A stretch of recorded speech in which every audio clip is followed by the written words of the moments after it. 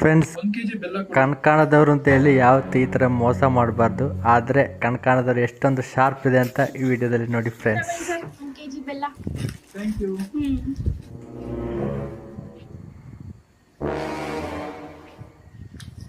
Madam. ಇದರಲ್ಲಿ 100 ರೂಪಾಯಿ ಯಾವುದು, 500 ರೂಪಾಯಿ ಯಾವುದು? ಇದು 500 ರೂಪಾಯಿ, ಇದು 100 ರೂಪಾಯಿ. ಹಂಗಾದ್ರೆ 500 ರೂಪಾಯಿದು ಚೇಂಜ್ ಕೊಟ್ಬಿಡಿ. ಕೊಟ್ಟ.